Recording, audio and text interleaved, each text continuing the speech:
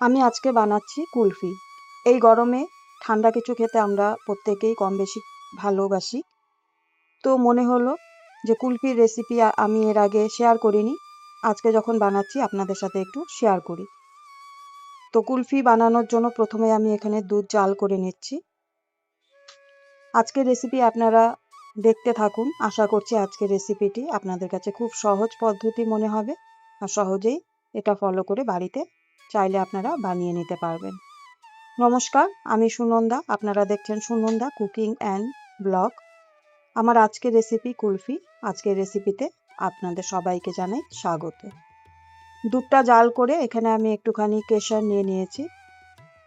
যেহেতু আমি food colour ব্যবহার করব না, তাই আমি এখানে কেশরটা দিচ্ছি। কেশরটা দিলে কালারটা একটু চেঞ্জ হবে। আর আপনাদের কাছে যদি এটা অ্যাভেলেবেল না থাকে বাড়িতে, সেক্ষেত্রে আপনারা হোয়াইট কালারেরও করতে পারেন। আর এখানে আমি দিয়ে দিলাম চিনি। চিনি দেওয়ার পর এখানে কিন্তু আমি দেখুন 1 চামচ দিয়ে দিচ্ছি কাস্টার্ড পাউডার। কাস্টার্ড পাউডার আর দেব পাউডার দুধ। কাস্টার্ড পাউডারটা আমি ডাইরেক্ট দুধের মধ্যে জাল করতে করতে সেখানে দিয়েছি, কারণ একটা দেখবেন দানা দানা ভাব থাকবে। ঠান্ডা দুধে যদি আমি কাস্টার্ডটা মিলাতাম সেটা একটা লিকুইড হয়ে যেত, ঘন হতো অবশ্যই, কিন্তু এইভাবে দিয়েছি কারণ একটুখানি হালকা দানা দানা থাকবে, যেটা খেতে খুবই ভালো লাগবে। আর এখানে আমি দুধ আর কেশরের মধ্যে পাউডার দুধ মিশিয়ে দিচ্ছি। মোটামুটি এখানে আমি বড় টেবিল চামচে 3 চামচের মতন দুধ মিশিয়েছি। মিশিয়ে খুব ভালো করে গুলে নেব। হালকা দানা থাকলে কোনো অসুবিধা নেই, আমি যতক্ষণ জাল দেব সেটা কিন্তু ঠিক হয়ে যাবে। দেখুন কেশর মেশানোতে দুধের কালারটা দেখে বুঝতেই পারছেন কতটা চেঞ্জ হয়েছে। এইভাবে নাড়তে থাকবো এবার ঘন ঘন। তবে পাত্রটা ছোট হয়ে যাওয়াতে আমি চেঞ্জ করে হালকা একটু বড় পাত্র নিয়ে নিলাম। দেখুন কালারটা। এইভাবে একদম খুব সহজেই বাড়িতে যদি ছোট বাচ্চারা বায়না করে কুলফি খেতে বা আইসক্রিম খেতে, আপনারা ঝটপট কিন্তু তৈরি করে নিতেই পারেন।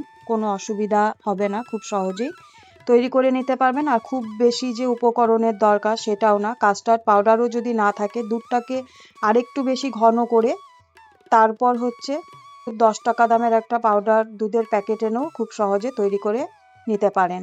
আর আমি এখানে একটুখানি ড্রাই ফ্রুটস দিয়েছি। এখানে আছে হচ্ছে কাঠবাদাম আর কাজু বাদাম, আর 2টো এলাচের শুধু দানা।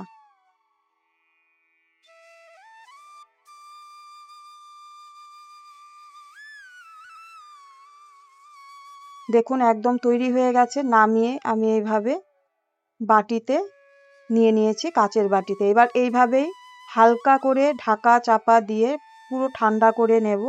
তারপর ফ্রিজে 8 ঘন্টা জমিয়ে নেব। ফ্রিজে 8 ঘন্টার মতো রাখলে পরে বা 10 ঘন্টা রাখলে সেটা খুব ভালো জমে যায়। আপনাদেরকে আমি প্রথমে একটুখানি দেখাচ্ছি কতটা পারফেক্ট হয়েছে। তো চলুন দেখা যাক কতটা পারফেক্ট হয়েছে। দেখুন আমি চামচ দিয়ে কেটে তুলে দেখালাম আপনাদের।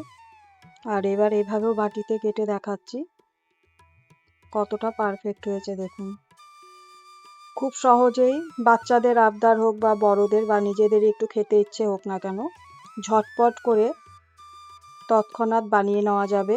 একদমই সহজ পদ্ধতি, বাড়িতে থাকা কিছু উপকরণ দিয়েই এটা বানানো যাবে। আপনারা একবার অবশ্যই বাড়িতে ট্রাই করুন। বাড়িতে থাকা উপকরণ দিয়ে করলেই হবে। আর কাস্টার্ড পাউডার না থাকলে দুধটাকে একটুখানি ঘন করে নেবেন, তাহলেই হবে। আমি যেহেতু কম দুধে বানিয়েছি তাই আমি একটুখানি কাস্টার্ড পাউডার এখানে ব্যবহার করেছি। আর এবার দেখুন আমার হাজব্যান্ডও নিজের হাতে কেটে সার্ভ করছে।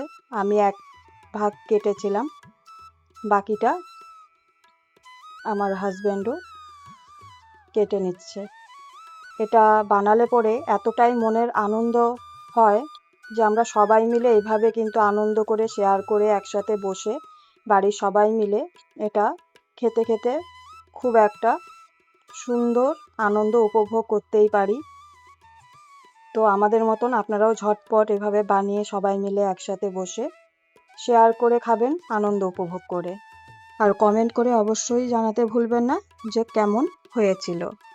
আজকে আমার তৈরি করা কুলফিটা যদি আপনাদের ভালো লেগে থাকে অবশ্যই লাইক, কমেন্ট, শেয়ার আর সাবস্ক্রাইব করে পাশে থাকবেন। সবাই ভালো থাকুন, সুস্থ থাকুন, সাবধানে থাকুন। আবারও নতুন আরও একটি রেসিপির সাথে দেখা হচ্ছে পরবর্তী ভিডিওতে।